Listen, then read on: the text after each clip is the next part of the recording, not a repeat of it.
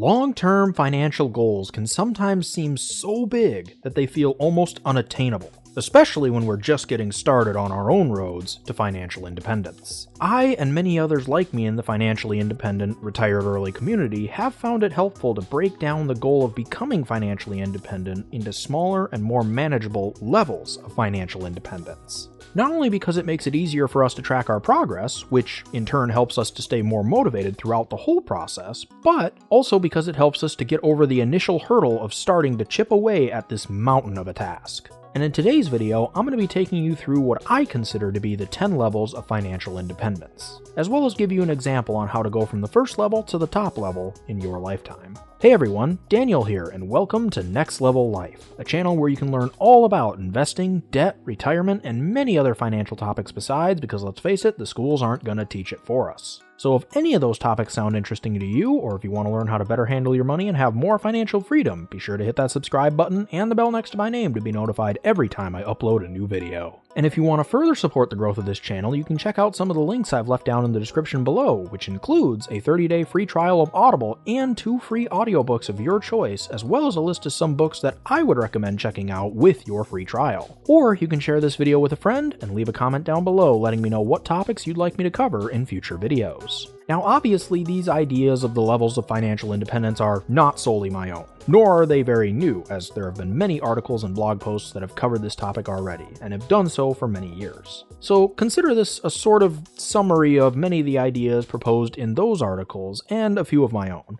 And if you want to learn more about the topic, feel free to check out some of the articles for yourself. I'll leave links in the description. With that out of the way, let's get started. So real quick, the 10 levels of financial independence, according to me anyway, are Level 0, Financial Dependence, Level 1, Financial Solvency, Level 2, Financial Stability, Level 3, Debt Freedom, Level 4, Coasting Financial Independence, also sometimes known as Freedom from Employer, Level 5, Financial Security, Level 6, Financial Flexibility, Level 7, Financial Independence, Level 8, Financial Freedom, and finally, Level 9, Financial Abundance. The definitions vary a little bit depending on what article you're reading, but the levels are usually defined as something like this. Level 0, or financial dependency, is when your debt payments and other living expenses are greater than your own income.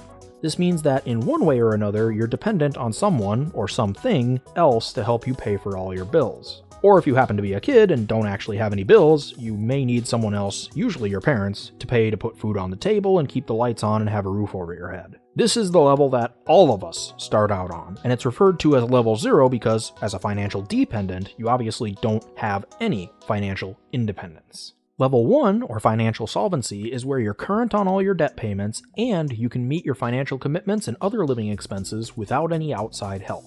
Financial stability is usually defined as when you have built some sort of emergency fund in addition to being financially solvent. Level 3 is again debt freedom, and it's defined differently depending on who you ask. For some, it's being completely debt-free, mortgage and everything. For others, it's being just free of the high interest debts like credit cards, but you still may have a mortgage or some other debts like student loans. And for some others, it's paying off all of your debts except for your mortgage, but your credit cards, student loans, car loans, all that stuff is paid off. Level 4 is known by several different names. The main one that I've seen is Coasting Financial Independence, but sometimes it's also known as Freedom from Employer, or Barista Financial Independence, or Agency, depending on the blog you're looking at. I personally like the idea of it being Coasting Financial Independence, so that's what I'm going to be using in this and future videos. But know that some people refer to it by one of the other titles. But the idea is the same. You reach the level of coasting financial independence when you could, if you wanted to, step down from a job that may be higher paying, but also be either less satisfying or more stressful, or both, into a new job that may be lower paying, but more enjoyable, or less stressful, or both. This is because in the early years of their career, or just the most recent years of their career, someone who has achieved this level of financial independence has managed to save a very decent sum of money that would be able to provide for the later years of their retirement after it has grown, even if they don't put any more money in. Therefore, all this person would need to do is make enough money to get to age 60 or 65 or 70 or whatever the numbers work out to be for them when they're going to start withdrawing the money from their investments. So in a sense, a person who achieves this level of financial independence worked really, really hard and was very frugal, usually in the first few years of their career, so that they could coast their way into retirement. And I've gone into more detail of the various types of financial independence in a previous video, which I'll link in the description below if you're interested in learning more. But that's the basic idea. Level 5, or financial security, is effectively when your cash flow from your investments has grown to large enough that it can provide for your annual basic survival expenses. Now, I say survival expenses because I do differentiate that from living expenses. Survival expenses are just the basic things you need to survive. Food, water, shelter, some form of transportation, clothing, and probably insurance. Basically, this does not include things like Netflix subscriptions or cable bills or, heck, even internet. It is purely survival expenses. So this probably isn't the ideal spot to retire, and I certainly wouldn't want to retire at this point, but it is an important level to keep in mind because it does give you security, hence the name.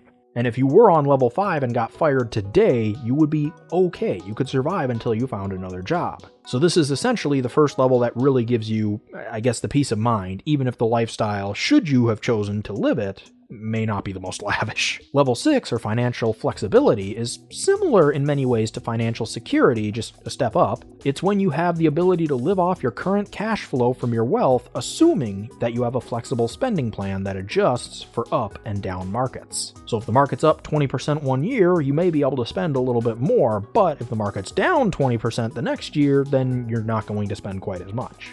I've seen it defined many ways, so it could vary depending on who you ask, but the one that I personally like the most as my own kind of guidepost is that it's roughly half of full financial independence, which, if you're following the 4% rule, is going to be roughly 12.5 times your current expenses have been saved.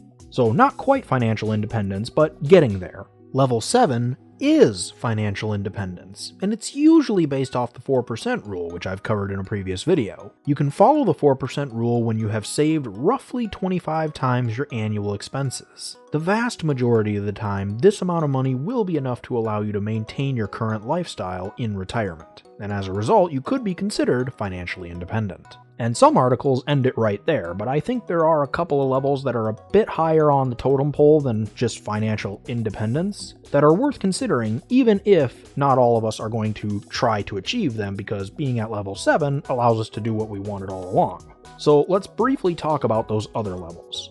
Level 8 is financial freedom, which I've often seen defined as the cash flow from your investments being greater than financial independence and a few more life goals that you have. Life goals, of course, will differ for everybody, but this could be something like taking a trip or two overseas, or moving to a new place you've always wanted to live but haven't had quite enough money to live there up until now, or whatever the case may be for you. Like I said, it's different for everybody. You're going to know your own dreams better than I will.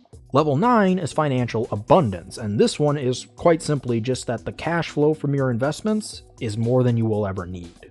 You could spend it if you really wanted to, but it would actually take some effort. And the stuff from level 8 doesn't really cut into it much at all. So you could up those goals even more and still have some cash flow left over at the end of the year. This also probably has a slightly different definition for each person depending on who you ask, but I personally like to think of it as roughly 3 times your financial freedom number, because this would allow you to experience a horrible bear market where your investments drop down by 50% in a year, and you would still have 1.5 times the amount that you would need to maintain the lifestyle you lead in level 8. To me, that means that it's probably more than you're ever going to need. But again, that's strictly my own opinion on the matter. So those are the 10 levels of financial independence. Now let's walk through a hypothetical example of how someone could go from level 0 to being financially independent in a single lifetime. John and Jane are a recently married couple, each making $20 an hour at the age of 23, or $83,200 a year, assuming no overtime, which is pretty good. They managed this because they are not only good, hard-working people, but also got good grades in school and were selective about the jobs that they decided to pursue. Obviously, just like everyone else, they would have started off as financial dependents. And possibly while going through college, they may have been building up some student loans that they wouldn't have had the money to pay off at the time. Assuming, of course, that they didn't earn enough money while in school to keep up with that rising debt. And for the sake of this example, that's what I'm going to assume. In all, they have credit card debt, 2 car payments, and student loans, which have balances of $5,000, $35,000, and $60,000 respectively. But since they got their jobs, they are no longer financially dependent, and their incomes have allowed them to become current on all their debt payments without the help of others. In addition to their regular monthly debt payments, their annual expenses are $48,000 a year. So they are currently in level 1, financial solvency, and they're trying to figure out a way to move to level 2, financial stability. In order to do that, they need to figure out a way to build up an emergency fund. Now, if they were following the 10 levels to a T, then they would look to build a 3 to 6 month emergency fund of their survival expenses. However, this is not the only way to approach it. Say if you were following the Dave Ramsey 7 baby steps, you would start off with just a $1,000 starter emergency fund and then get right on to attacking your debts. And other financial systems and plans may have you approach it entirely differently. Either way is perfectly fine, because the 10 level system isn't really meant to be a financial formula per se. It's more there to give us some sort of a guidepost so that we can better track our progress towards achieving financial independence. But just for the purposes of this video, I am going to assume that they follow the 10 levels in order, so we are going to be building up a full emergency fund. In order to find out how much of an emergency fund they will need, we will need to know how much money they need to survive. Not necessarily on their current level of expenses while they have jobs, but purely on survival expenses, which are basically the 4 walls of your financial house. Or in other words, again, food, shelter, utilities, basic clothing, some form of transportation, and probably insurance. In this case, I'm going to assume that their survival expenses are right around $3,000 a month, which means that in order to get a 3-month emergency fund, they would need $9,000, and in order to get a 6-month emergency fund, they would need to save $18,000. Both John and Jane feel pretty darn secure in their jobs, and the market's doing fairly well, so they don't think it's too likely, at least in the near term, that they would have to get laid off when the company decides to downsize. So they decide together that they are comfortable, for now, with having just a 3-month emergency fund of $9,000. So with $83,200 a year in income, $48,000 a year in expenses, plus minimum payments of $100 on the credit card, which is 2% of the balance, $550.78 on the car loans, and $621.83 on the student loans, they will have approximately $1,660 a month left to start building their emergency fund. However, both John and Jane have been looking into their finances and researching a lot lately, and they became fired up at the possibility of becoming financially independent while they're still young. So they want to see if there's a way that they can speed up this whole process. And as it turns out, thankfully, there are many. After taking a look at some of the options, they decided that they're going to work as much overtime as they possibly can. For the sake of simplicity, I'm going to assume that they manage to work, on average, 5 hours per week of overtime, which will increase their monthly income by about $1,300 a month, meaning that instead of $1,660 a month, they will have about $2,960 a month left over after expenses. And they're going to sell both of their cars and buy some nice used cars with cash to help knock down some of that initial debt. After putting out a couple of ads online, they managed to find buyers for each of their cars that is willing to give them $15,000. So they take that $30,000 and use $5,000 to pay off that credit card balance, and another $10,000 to buy a couple of used cars from someone that they know takes good care of their vehicles, whether that be a family friend or just a mechanic that they trust. The remaining $15,000 is thrown at their car loans. This means that the credit card loan is fully paid off, and therefore the $100 minimum payment is no longer needed. So John and Jane start throwing $3,060 a month, which is what they have left over now that they no longer have a credit card payment, into their emergency fund, and they get it fully funded in just under 3 months. Over the course of those first 3 months, they managed to bring their car loan balances down to about $18,400, thanks in large part to the $15,000 that they threw at it right at the beginning after selling their cars. And also, of course, making the minimum payments in those first 3 months. Now that their emergency fund is fully funded, however, they're able to throw that $3,060 a month, in addition to the $550 a month minimum payment that they were already making, at their car loan, and they get it wiped out in 6 months flat. So a mere 9 months into their journey, John and Jane not only have a fully funded emergency fund, but they also have paid off both of their car loans. Now there's just the student loans to tackle. And thanks to the fact that they've been making minimum payments on them for 9 months, and the fact that they have a little over $3,000 at the end of the 9th month left over after paying off their car loans, their student loans now have a balance of $53,263. And John and Jane follow the same pattern that they did with their car loans, throwing everything they've got left over after expenses, which is now over $3,600 a month since they no longer have a $550 car payment to make, and they pay off their student loans in full in 13 months. So John and Jane have managed to become debt-free and have a fully funded emergency fund in 22 months, or just under 2 years. They have now officially reached level 3, and because of that, they now have over $4,200 a month left over after expenses, which they can use to get started investing. Which brings us to level 4, coasting financial independence. Let's assume that John and Jane want to retire by the age of 65. That means that whatever they put in now needs to be enough to grow to a point where it can support their lifestyle in retirement by the time they're 65. If we assume that an average rate of return in the market is about 10% before inflation, and an average inflation rate is about 3% per year on average, then we can get a rough estimate of how much John and Jane need to put away in order to achieve a state of coasting financial independence. In this particular hypothetical example, since they're 24 and almost 25, they will have somewhere in the neighborhood of 40 years to let that money grow before needing to take any of it out. If their expenses were about $48,000 a year at the age of 23, then 42 years later when they're 65, assuming a 3% rate of inflation, they would need a tad bit over $166,000 each year to live on. Again, assuming we follow the 4% rule to figure out how much they need once they fully retire to be financially independent, that means that they would need to have at least $4.15 million invested in the market by the time they turn 65. Which means in their particular case, they would need roughly $110,000 saved up, give or take, assuming a 10% rate of return like we said, in order to achieve coasting financial independence. And because they're now able to save about $4,233 a month now that they're debt-free, they're able to hit that goal in 2 years flat. Meaning that, in theory, they would be able to step down from their current jobs and move to more rewarding, less stressful, but probably lower paying jobs just 3 years and 10 months into their financial journey. That is incredible. But like I said, coasting financial independence wasn't their end goal. They wanted to be fully financial independent. So they keep working and investing for now. The next level is level 5, financial security, which is achieved when their cash flow from your investments is again greater than your annual survival expenses, which remember is $3,000 a month in John and Jane's case. Because they are debt-free, are making good money at their jobs, and are being intentional with their finances, they achieved financial security in a little over 4 years, with over $367,000 in their portfolio. It has been a mere 87 months, or 7 years and 3 months, since they began their financial journey. John and Jane are 30 years old, and they're able to get by on their investments alone. In theory, they could retire right now.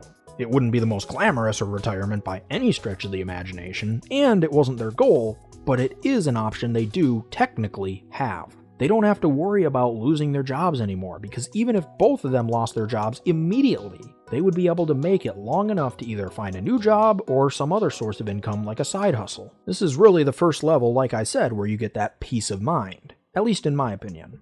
Their next goal is to achieve financial flexibility, which, like I mentioned earlier, has a few different definitions, but the one I'll use in this video is roughly half of full financial independence, which for John and Jane would be roughly $600,000, or about $855,000 if we're accounting for inflation, which means that they would only take a couple more years to reach financial flexibility.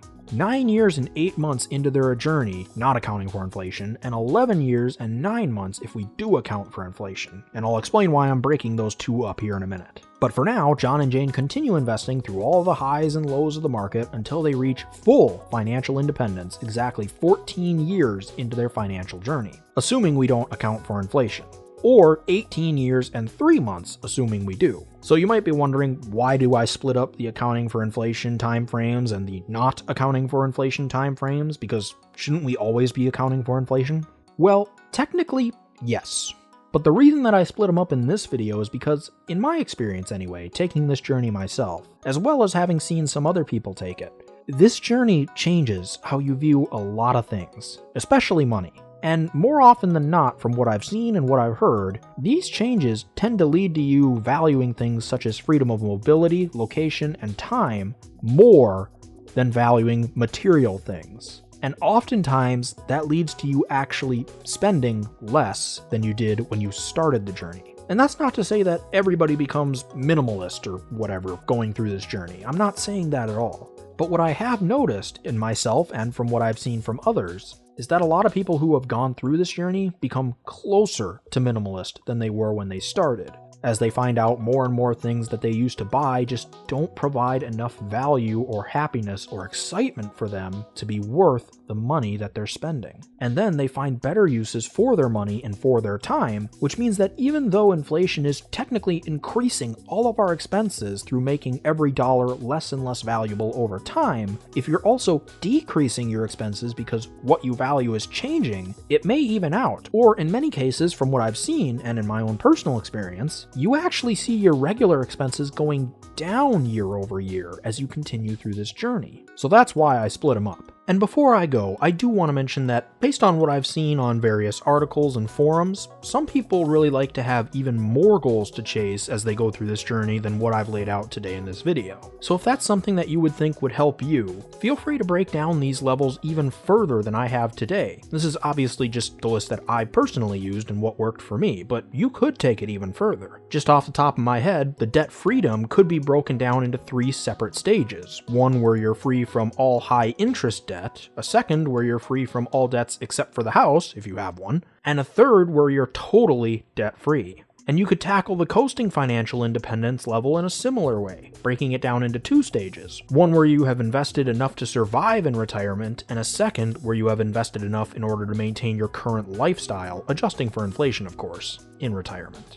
And the financial independence level could also be broken down into 3 stages. Stage 1 would be where you're at a survivable level of financial independence. Stage 2 would be where you've achieved lean fire status. And stage 3 would be where you've achieved full financial independence on your current lifestyle. Assuming of course that that lifestyle is above the lean fire level. Otherwise you could switch those around. So what do you guys think of this 10 levels system of tracking our progress to financial independence? Do any of you use a similar system to track your own progress? If so, what is it? And what level, step, or stage are you guys currently on? Let me know in the comments section below. But that'll do it for me today. Once again, if you enjoyed this video, be sure to subscribe and hit that bell next to my name so you'll be notified of all my future uploads. I generally upload every single Monday, and if you have a friend that would be interested in this kind of content, be sure to share it with them. Let's really get this information out there and start our own financial revolution.